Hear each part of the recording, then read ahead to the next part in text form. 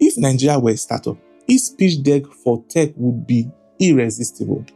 Over 120 million internet users, a youthful population, mobile-first population hungry for connectivity. A fintech boom drawing billions in venture capital. On the surface, it looks like Silicon Valley waiting to happen, but investors who stop at the headline numbers often get a rude awakening. Imagine running a cloud service where broadband speeds crawl outside major cities and electricity cuts mid-transaction. Or consider a fintech startup raising millions only for regulators to abruptly restrict the very service that drives its growth. In 2021, the government suspended a major social media platform nationwide after a political spat. It wasn't just a warning shot, it was a reminder that in Nigeria, digital infrastructure doesn't rest solely on servers, but on policy boards. Yet, where some stumble, others see the cracks as entry points. My favorite example, MTN, faced the same weak grid and patchy internet that daunts everyone. Instead of retreating, they rolled out thousands of towers, priced data low enough for mass adoption, and built resilience into their network. The payoff: MTN is now Nigeria's largest mobile operator, serving tens of millions, and their brand has become synonymous with connectivity. Then there's the fintech story. While Western banks hesitated, Nigerian investors built solutions around the realities of everyday life. USSD codes that work without data, agent banking kiosks that serve cash-heavy communities, mobile wallets that bypass long bank queues. These models were born in spite of Nigeria's infrastructure gaps. But because of them, the same adaptive mindset powered Uber's turnaround by accepting cash payments, a move that contradicted its global identity. The company expanded its user base drastically. What looked like a compromise was actually an upgrade. It acknowledged Nigeria's cash-first culture and built trust with first-time riders. For executive eyes, Nigeria's tech sector, the message is clear. There is a market of instability, but also of ingenuity. Every barrier, power outage, patchy internet issues, regulatory shocks has a business model waiting to solve it. The firms that endure don't fight the instability, they build with it, turn gaps into gateways. Boardroom questions.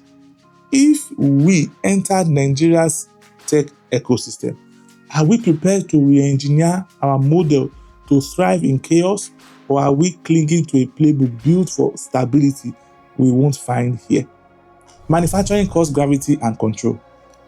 In Nigeria, manufacturing is less about assembly lines and more about surviving lines. You don't just manage production, you manage everything around production. From electricity to trucking, from ports to payroll. The companies that miscalculate this gravity get crushed under its weight. Consider Procter and Gamble. They did a $300 million plant in Agbara, once hailed as a beacon of foreign investment. World-class facilities, cutting-edge technology. Within 4 years, it's shut down. Not because Nigerians didn't want Pampers or Gillette, but because the hidden costs. Diesel for generators, days lost to clogged ports, overlapping taxes from state and federal agencies. Ate away every margin, every profit. What looked like a flagship quickly became a liability. This is the brutal math.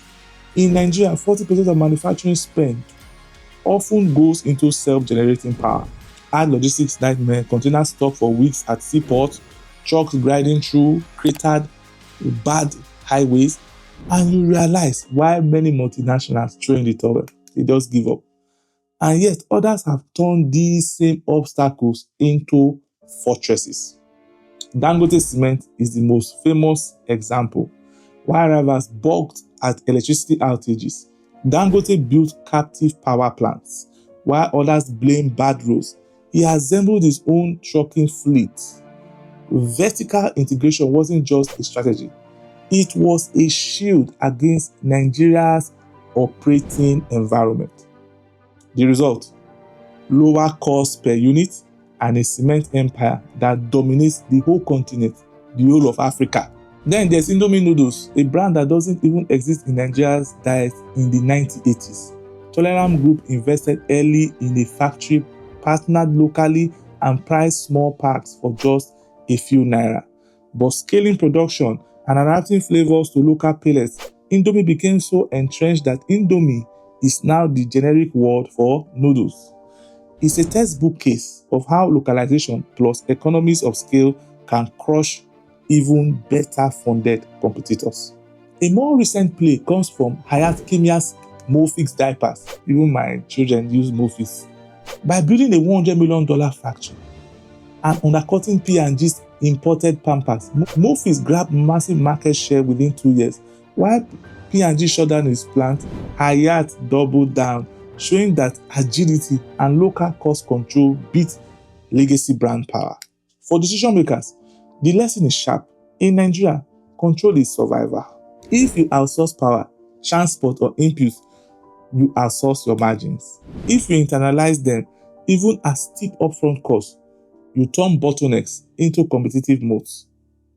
Well, here's the boardroom question. Which two choke points in your supply chain, power, trucking, ports, or materials, justify vertical integration? How much of your input mix can localize within 18 months to blunt FX shocks? Are you willing to trade short-term margins for long-term dominance by building resilience? Others won't. Because in Nigeria, manufacturers don't just make products, they make systems of control. And that's what separates those who pack up for those who scale up. Agriculture, scale through networks, not estates. If Nigeria's economy were a tree, agriculture would be its roots, vast, deep, and essential. Yet, for decades, investors have tried to plant skyscrapers where small farms stand, only to watch their projects wither. Why, you may ask? Because in Nigeria, agriculture is not about conquering land with machines. It's about partnering with millions of smallholders who already work it. Take the case of a high-profile tomato paste factory. Built with fanfare, it was supposed to reduce Nigeria's reliance on imported tomato puree. But the company quickly learned that local farmers couldn't supply enough consistent quality tomatoes. Yields were low, pests ravaged crops, and logistics from farm to factory were broken.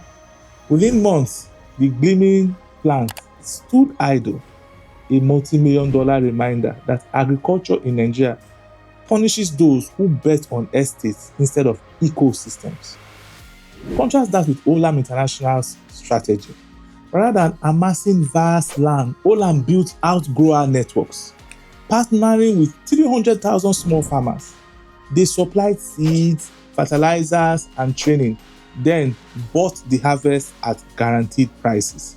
To secure consistency, Olam also invested in processing hubs close to farms, feed mills, rice mills, hatcheries, turning scattered production into stable supply chains. The result: a profitable, resilient operation that grows because farmers grow. The same playbook works in dairy. Friesland Campina, Nigeria's leading milk producer, realized importing milk powder forever wasn't sustainable. Instead, it launched a dairy development program with Fulani herdsmen, providing veterinary care, feed, and milk collection centers. The volumes are still modest, but each year, more local milk replaces imports. More importantly, the brand earns trust and loyalty from communities, even the government, becoming part of their economic story. For executives, the agricultural lesson is clear. Don't build a plantation, build a partnership. Instead of 1,000 hectares of leased land, aim for 10,000 smallholders linked to your supply chain. Instead of importing inputs, create farmer credit programs that raise yields and ensure loyalty. Instead of chasing stability in a volatile climate, diversify sourcing regions and insure against shocks. Yes, the risks are real. Yes, farmer header conflicts, Fulani herdsmen, floods that wipe out billions in crops, and insecurity in rural zones. But those who invest in resilience, community engagement, crop insurance, climate smart seeds aren't just protecting themselves, they are also laying the groundwork for a market that is both profitable and transformative.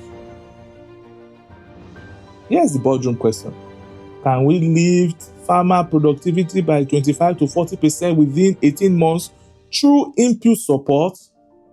Which crop or livestock product can anchor a 10-year backward integration strategy for us? Are you prepared to trade short-term volume for long-term loyalty by building rural trust? In Nigeria, agriculture rewards those who think less like landlords and more like ecosystem architects. The future belongs not to the farmer with the biggest estate, but to the company that builds the widest network of partnerships.